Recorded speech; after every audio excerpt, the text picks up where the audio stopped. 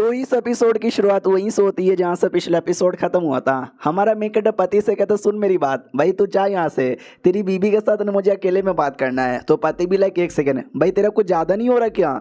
मेरी बीबी के साथ मेरे कमरे में अकेले बात करना चाहता है और मुझे कह रहे कि मैं यहाँ से निकल जाऊँ। ना ना कुछ भी हो जाए, मैं यहाँ से नहीं निकलने वाला हूँ। तो बीबी कहती है एक सेकंड भाई, तुझे मरने का शौक है क्या? वो कह रहे हैं कि निकल यहाँ से, तो निकलना। तो पति भी कहता रहे मेरी बीबी तुम तो ऐसा ना बोलो, एटलीस्ट प्लीज़ यार, मैं तुम्हारे सामने रिक्वेस्ट बोलता हूँ।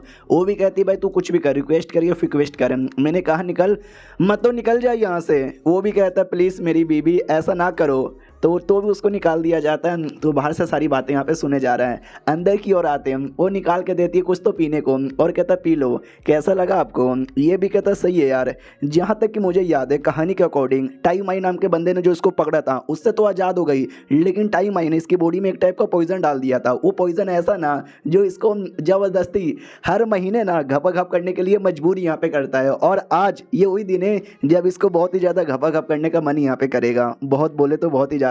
सामने से वो भी कहती मालूम है ये किसका दूध है? ये मेरा दूध है, आई मीन मेरा एक बीस्ट यहाँ पर है, ये बीस्ट का दूध यहाँ पर है। आई होप आपको पसंद यहाँ पे आया हुआ रहेगा।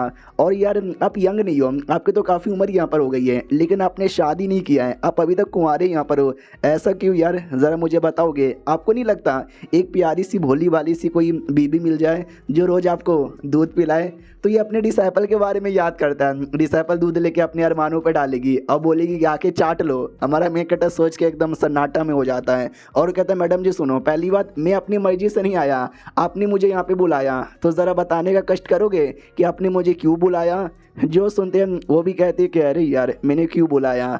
मैं आपसे एक सवाल पूछना चाहती हूँ, मुझे बताओ मेरे बीच में और जो हुआ है हम दोनों के बीच में कौन ज़्यादा सुंदर है? तो हमारा मेन कट्टा भी कहता है एक सेकंड, तुमने अचानक से हुआ की बातें कहीं को निकाल ली। ये भी कहती कम ऑन यार, बताइए ना यार, हम दोनों में से ज़्यादा सुंदर यहाँ पे कौन है? किसी एक का नाम बताइए। और ये आपको मौजे दिखाई दे रहे क्या? मालूम है क्या ये किससे यहाँ पे बने हुए हैं? हमारा मेन कट्टा भी कहता है सिलेक्शन सिल्क से यहाँ पे बने हुए ना। यार मेरे डिसाइपल को भी बहुत पसंद है, लेकिन उसको व्हाइट कलर का पसंद है, तुमने तो ब्लैक यहाँ पे पहना है। वो भी कहती है अच्छा आपको कैसा पसंद है, व्हाइट या ब्लैक?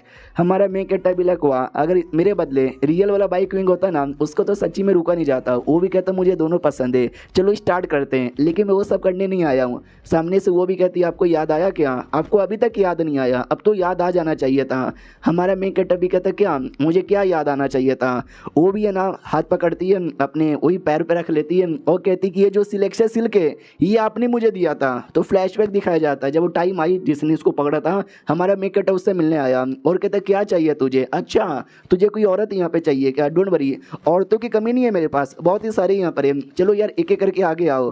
तो ये वाली लड़की आगे आती है, वो कहते मुझे लेके जाइए भाई, मैं आपको ऐसे ऐसे मज़े यहाँ पे दूंगी ना कि आप ज़िंदगी में कभी नहीं भूलोगे। उसके बाद ये वाली आती है, वो कहती ना आप मुझे लेकर आओ, मेरा ये जो मुँह है ना, मैं मुँह से काम बहुत ही अच्छा करती हूँ, you know what I mean, और कौन से काम के बारे में बात कर रही हूँ।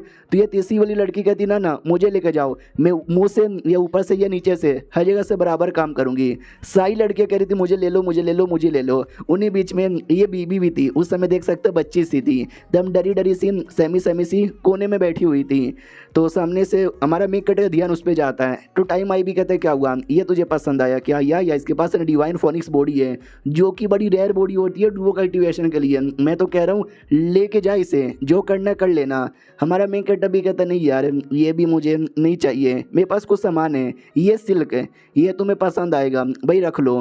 तो याद आया ऐसे सिल्क उसको मिला था, तो ये याद दिलाती कि भाई याद आया भाई तुम आए थे, तुमने मुझे सिल्क यहाँ पे दिया भी था। जब तुमने सिल्क यहाँ पे दे दिया लेकिन तुमने मेरी रिस्पॉन्सिबिलिटी नहीं ली, तुमने मुझे नहीं लिया, तुमको भाई मुझे भी अपने साथ ले जाना चाहिए था, ये तुम्हारा फ़र्ज़ था और तुमने फ़र्ज़ यहाँ पे नहीं निभाया। हमारा मेन कट्टा भी कहता है शांत हो जाओ, तुम्हारा जो पॉइजन है ना वो असर यहाँ पे दे रहा है। तुम टाइम आई से तो बच गए, लेकिन टाइम आई के इस पॉइजन से यहाँ पे बच नहीं पाई। डोंट वरी, आज रात को मैं हेल्प यहाँ पे करूँगा पॉइजन निकलवाने में। और जाहिर सी बात है भाई ऑर्गेज़म आने लग जाता है जैसे हमारे मेन कट्टा ने टच किया। वो भी कहती भाई मुझसे कंट्रोल नहीं कर रहा, या तो भाई पॉइजन निकाल दो या तो भाई अपना मेरे अंडर निकाल दो। हमारा मेन कट्टा भी कहता अभी तो खाली पॉइजन ही निकाल सकता हूँ, तुम रेडी रहो। रही बात मैंने उस समय ऐसा क्यों किया था, मैंने उस समय ऐसा इसलिए किया था क्योंकि यार मुझे याद है बहुत पहले मेरे को भी किसी ने ऐसे ही पकड़ा था और न जाने ऐसे ही मेरे साथ टॉर्चर किया था, और मैं तुम्हारे साथ वो सब होने बिल्कुल भी देना नहीं चाहता था। समझी कि ना समझी? आराम रहो, शांति से रहो, मैं तुम्हारे अंदर से तुम्हारा पॉइजन यहाँ पे निकाल देता हूँ। जो सुनते वो भी कहती है ओके ठीक है। तो हमारा मेकअप पॉइजन निकालता है तो अजीब अजीब से वो आवाज़ निकालने लग जाती है, जो आवाज़ ना बाहर तक जाता है। तो वो पति एकदम चौंक जाते कि अरे यार क्या हो गया मेरी बीबी को, भाई ऐसा ऐसा आवाज़, वो ऐसा ऐसा आवाज़ क्या को यहाँ पे निकाले जा रही है। फिर दरवाज़ा खोल के हमारा मेकअप बाहर आता है और कहता मैं आ गया। तो ये भी कहता तू आ गया, लेकिन मेरी बीबी, भाई मेरी बीबी अंदर यहाँ पे थी, क्या किया तूने मेरी बीबी के साथ, भाई चुपचाप बता क्या किया। और एक सेकंड, तेरे हाथों पे, ये तेरे हाथों पे गीला गीला क्या लगा है, कहीं तूने, हमारा मेकअप भी कहता साले ये पॉइजन है जो तेरी बीबी के अंदर यहाँ पे था, नालायक पति, भाई तुझे तो पता भी नहीं होगा कि तेरी बीबी के अंदर पॉइजन यहाँ पर है, निकाल दिया मैंने, ध्यान रखना उसका, समझा कि ना समझा। निकल जाता है। मनी मन सोचते इसने जो एहसान किया था उस एहसान का बदला चुकाने के लिए मैंने उसके अंदर से पॉइजन यहाँ पे निकाल दिया है, तो ये सही हो गया। और जो दूसरा एहसान किया था हुआ ने, अब हुआ के एहसान का बदला मैं कैसे चुकाऊँ मुझे समझ नहीं आ रहा। भाई मुझे कहीं ना कहीं फीलिंग आ रही है कि मेरे बीच में और जो हुआ यहाँ पर है ना उनके बीच में बहुत ही ज़्यादा एक सीक्रेट यहाँ पर है जो मुझे याद नहीं आ रहा, क्योंकि वो सीक्रेट है ना दिमाग में नहीं बल्कि दिल में बसा हुआ है। और दिल के बारे में हमको पहले बोला गया था, एक टावर के अंदर निकाल कर डाला गया है, जब तक वो टावर से मुझे अपना दिल नहीं मिल जाता मुझे सारी चीज़ें याद नहीं आएगी, यानी जितना जल्दी हो सके उतना जल्दी मुझे टावर पे जाना ही पड़ेगा। अब यहाँ पे आते भाई वही लड़का था ना शाओ चैन उसकी ओर, जो कि भाई हमारे तीनों डिसाइपल का, यू होंग का, मास्टर का, सबका नाम लेता है और कहता तुम सारी लड़कियां, भाई तुम सब पे एक टाइम पहले मेरा दिल आ चुका था, तुम सबको अपनी बनाना चाहता था, तुम सभी मुझे भाव देती थी, लेकिन अब तुम सब ने मुझे धोखा यहाँ पे दिया और ये सब तुम गलत यहाँ पे कर रहे हो, छोड़ूंगा नहीं मैं तुझे। तो अगर आपको याद होगा इसका एक और मास्टर यहाँ पे था पत्थल वाला, तो पत्थल तो नहीं लेकिन अपने एक नॉर्मल से मिट्टी के रूप में था और कहता अरे बेटे शांत हो जाए, इतना चिल्ला काहे को रहा है। ये भी देखता यार मेरा ये वाला जो मास्टर यहाँ पर है ना, क्या इसके बारे में बोलूँ, बड़ा अजीब यहाँ पर है। वो नहीं आ पाया तो उसने मालूम है क्या किया, उसने भाई इसको भेज दिया, अपने कॉन्शियसनेस को यहाँ पे भेज दिया, जो बड़ा अजीब यहाँ पर है। सामने से कॉन्शियसनेस ही कहता सुन मेरी बात, ये जो बाइक हुई यहाँ पर है अभी के लिए उस सेट के लीडर का ये बन चुका है, क्या बोलते हैं ग्रैंड फादर या फादर कह लो, और क्या बोलते हैं उसकी जो बेटी है यहाँ पर है, आई मीन उसकी जो डिसाइपल है वो भी तेरी बात यहाँ पे नहीं मानेगी, और जो तेरी मास्टर यहाँ पर है वो भी उसी की चाट यहाँ पर ही है। यानी भाई तेरा जो पूरा का पूरा जो नसीब या कुछ भी कह लो ना बहुत ही बेकार यहाँ पर है। ये भी कहता अरे आई नो यार तू ऐसी बातें बोल के मेरी जला कहीं को रहा है, मुझे कुछ भी करके बस बाइक क्वीन को जान से मारना है, मगर कैसे मारूँ समझ नहीं आता। तो उसका मास्टर भी कहता है याद एक टावर यहाँ पर है जिसको फ्लेम टावर बोला जाता है, यार तू वहाँ पे जा, वहाँ पर है ना उसका बॉडी का कोई ना एक पार्ट मिल जाएगा। तो ये भी कहता है एक सेकंड, उसका बॉडी का पार्ट, वो पागल आदमी है क्या, उसने अपनी बॉडी का पार्ट निकाल के इस टावर में कहीं को डाला होगा, भाई झूठ मत बोल।